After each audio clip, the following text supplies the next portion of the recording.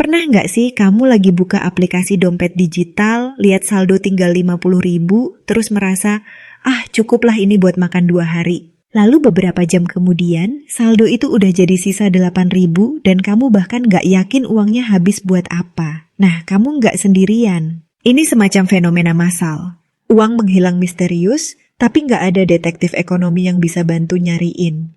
Rupiah, si kertas berwarna-warni yang udah nemenin kita dari kecil sampai sekarang, dari jajan di warung sampai belanja online, sepertinya lagi lesu. Nilainya pelan-pelan makin kecil. Uang yang dulu cukup buat beli makan lengkap, nasi, lauk, minum, gorengan, sekarang kayaknya cuma cukup buat bayar parkir motor 2 jam. Rasanya jadi manusia Indonesia zaman sekarang itu mirip main game survival. Tiap hari berusaha bertahan, tetap kenyang, tetap waras. Dan tetap bisa bayar tagihan listrik.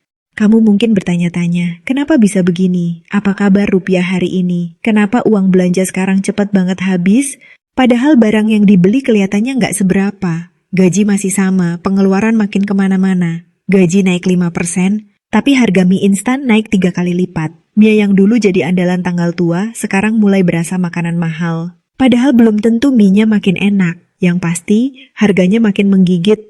Salah satu alasan utamanya adalah inflasi. Mungkin kamu sering dengar kata itu, tapi sebenarnya apa sih artinya? Inflasi itu, gampangnya, kondisi di mana harga-harga barang naik secara umum dan terus-menerus. Ketika inflasi terjadi, nilai uang kamu secara perlahan menyusut.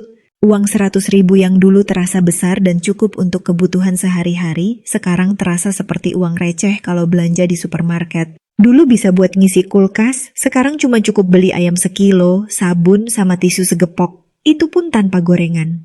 Inflasi ini nggak muncul tiba-tiba kayak petir di siang bolong. Dia datang pelan-pelan, kadang kamu nggak sadar, tapi efeknya bisa bikin kantong kamu kerasa jebol. Banyak hal yang bisa bikin inflasi naik. Harga BBM yang melonjak, ongkos kirim logistik yang makin mahal, musim panen yang jelek karena cuaca ngambek, sampai konflik di negara-negara yang jauh. Misalnya perang di Eropa, yang sekilas kayaknya nggak ada hubungannya sama kita. Ternyata bisa bikin harga gandum dunia naik, yang akhirnya ngefek juga ke harga roti atau mie instan di toko sebelah rumah kamu.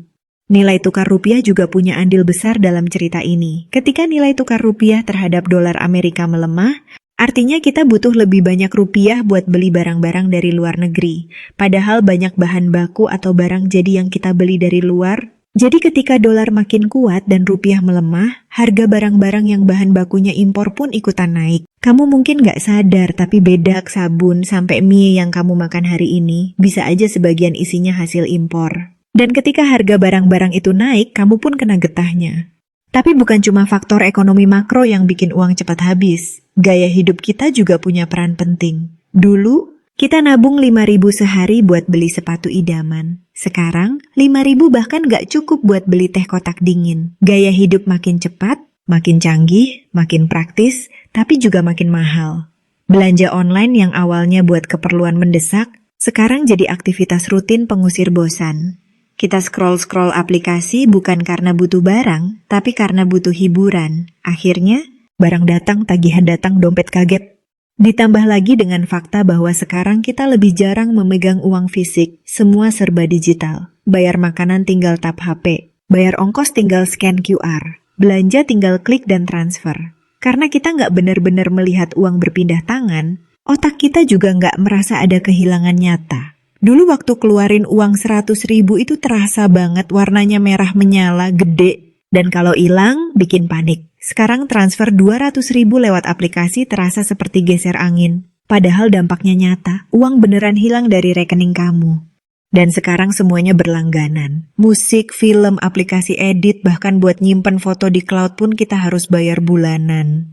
Dikit-dikit subscription. Dan karena langganan itu jumlahnya kecil, cuma 5.000, 20.000, 30.000, kita anggap enteng. Tapi kalau udah dikumpulkan semua, totalnya bisa ratusan ribu tiap bulan. Itu belum termasuk cicilan. Banyak orang sekarang terbiasa beli barang dulu, bayar belakangan. Dari HP, sepatu, sampai makanan pun ada yang bisa dicicil. Semua terasa murah karena dipecah jadi bulanan, tapi justru itu jebakan. Kita nggak sadar kalau pengeluaran tetap jalan terus, walau pendapatan belum tentu naik. Sementara itu, pendapatan kita sendiri kadang nggak banyak berubah. Bahkan ada yang stagnan selama bertahun-tahun. UMR naik, iya, tapi seringkali nggak sebanding dengan kenaikan biaya hidup. Rasanya seperti lomba lari, di mana harga-harga lari pakai motor, sementara gaji kita jalan kaki sambil bawa karung. Kita mau mengejar, tapi makin tertinggal. Pemerintah sebenarnya berusaha. Ada subsidi, bantuan sosial, program stabilisasi harga, dan sebagainya. Tapi di lapangan, kondisi kadang beda. Harga bahan pokok bisa beda jauh antar daerah. Subsidi seringkali tidak merata atau bahkan bocor ke tangan yang tidak seharusnya. Sementara rakyat kecil harus bertahan dengan kreativitas. Dari makan nasi pakai garam, sampai buka warung dadakan di depan rumah demi dapur tetap ngebul. Yang bikin heran, di tengah semua kesulitan ini, kafe tetap ramai, tiket konser ludes, dan mall nggak pernah sepi. Ini bikin orang bingung. Katanya hidup makin sulit, kok konsumsi masih tinggi? Ada beberapa jawaban. Pertama, orang sekarang rela berkorban demi kesenangan kecil. Makan mungkin hemat, tapi demi kopi atau skincare tetap disisihkan. Kedua, banyak juga yang hidup di atas kemampuan, mengandalkan pinjaman, kartu kredit, atau cicilan. Jadi kelihatannya tetap gaya, padahal dalam diam mereka juga sedang berjibaku bayar tagihan. Tekanan sosial juga punya andil besar. Kita nggak mau terlihat susah. Di media sosial, semua orang terlihat bahagia, stylish, dan sukses. Kita ingin ikut terlihat seperti itu. Kita termakan narasi bahwa hidup itu harus penuh pencapaian dan kesenangan. Padahal kenyataannya, banyak orang juga sedang berjuang keras, tapi tidak terlihat dari luar. Akhirnya, uang cepat habis bukan hanya karena harga-harga naik, tapi karena hidup kita penuh dengan tekanan untuk tampil, kebiasaan konsumsi impulsif, dan sistem yang mendorong kita untuk terus belanja. Kita terbiasa dengan narasi, kamu layak bahagia, tapi lupa kalau kebahagiaan juga perlu perhitungan yang masuk akal. Kita terlalu sering membeli hal-hal yang kita tidak butuh dengan uang yang belum kita punya untuk mengesankan orang yang tidak benar-benar peduli. Apa kabar rupiah?